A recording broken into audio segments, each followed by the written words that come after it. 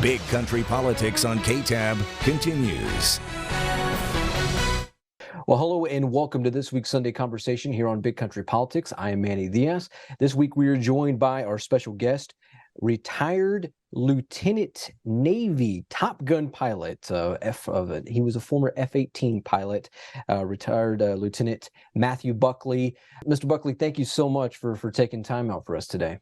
You bet, Manny. Call me Wiz, man. It's Is my that your call pilot name? sign. Yeah, that's my call sign. And let me clear one thing up, man.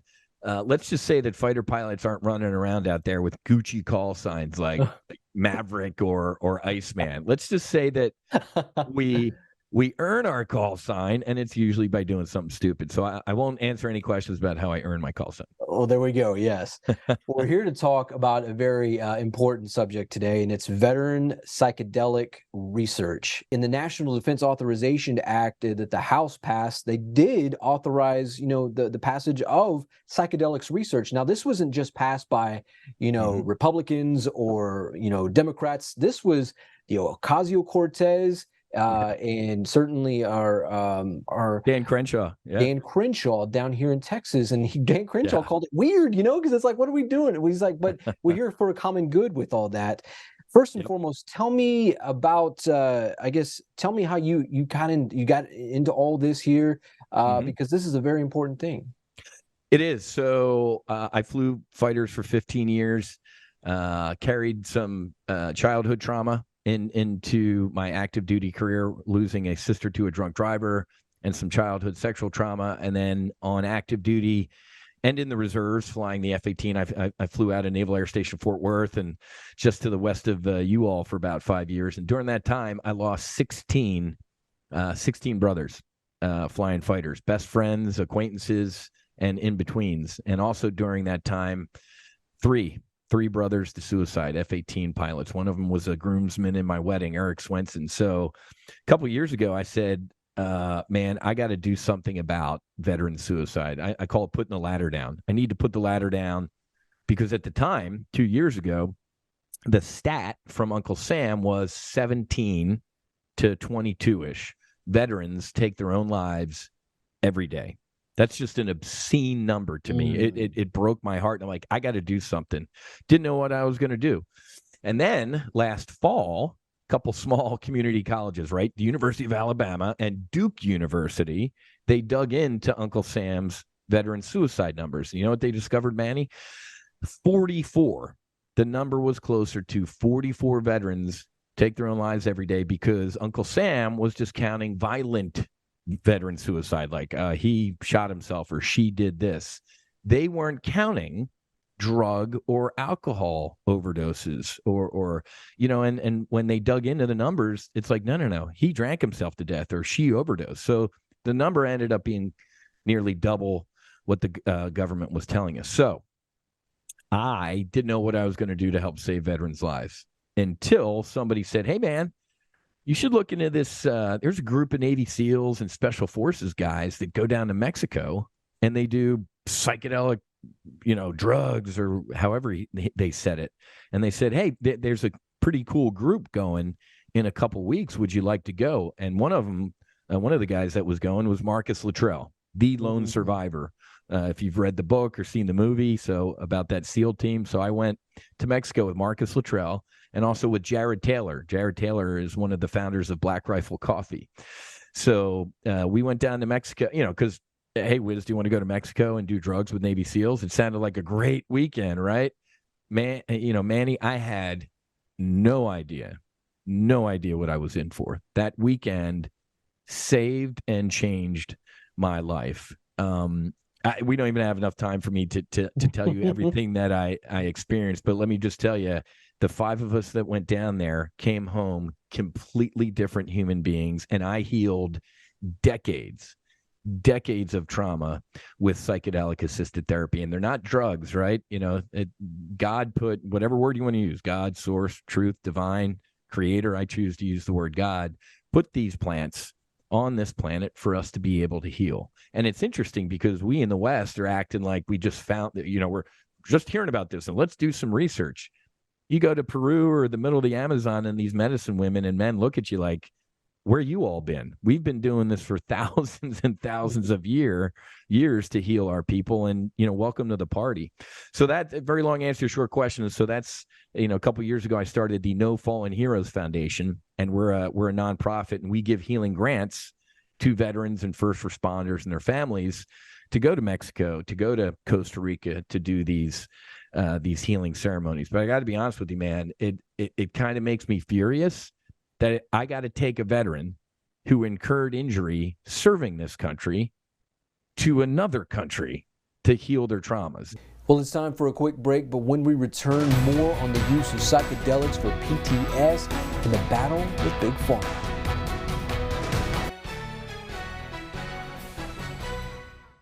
Big Country Politics on KTAB continues. Welcome back to Big Country Politics. I am Manny Diaz. This week we're joined by retired Lieutenant Navy F-18 pilot Matthew Buckley. We're talking veteran psychedelic research. Matthew, tell me, we were talking about earlier, trauma, shame. You don't necessarily have to be in a foxhole or see someone from the sky being taken.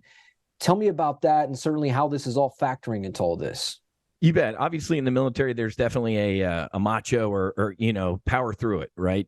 Get up, buttercup, and buckle up, and you gotta power through stuff. So we recently hosted a retreat for female veterans, and they weren't frontline combat soldiers, but they had suffered rape and sexual assault during their time in the military. So and as veterans, we need to do a better job of saying, hey, trauma is trauma.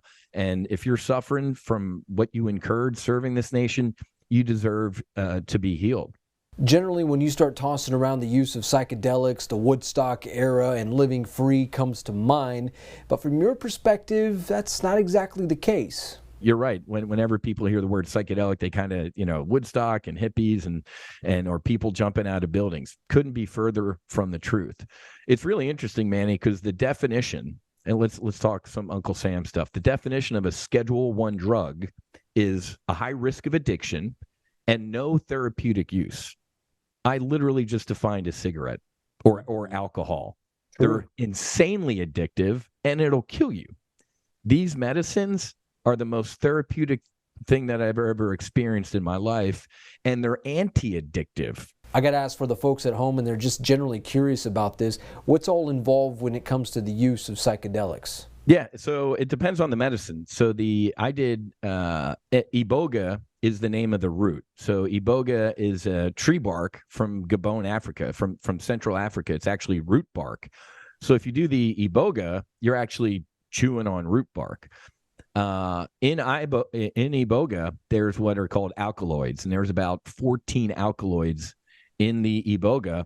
In the West, we pull out one of the alkaloids, and it's called ibogaine. And ibogaine, if you look it up, has been used in the West to treat heroin addiction. 85% of heroin addicts after one ibogaine treatment within 3 years have never even looked at heroin again. Ayahuasca is actually it's a brew. They take two leaves. I forget the names of the two leaves that they mix together, and it's kind of like a tea. So when you do an ayahuasca ceremony, you go sip the tea. So it just depends on the medicine. Mushrooms, psilocybin. The folks that do the psilocybin retreats, sometimes you just are eating the dried mushroom, and other times they put it in tea. So it just depends on the medicine, what the delivery vehicle is. You've spoken a lot about the pharmaceutical companies and how you're kind of running up against them now, because there's multiple drugs that you can probably can't even count on one hand in terms of what they can do for PTS. Tell me about this challenge with pharmaceutical companies. Well, Manny, it's a revolving door between the VA and drug companies, man. They're a pill factory, and giving people pills kind of numbs the PTS. It doesn't get to their core and gut what is truly ailing somebody on the inside, a physical injury or even a moral injury.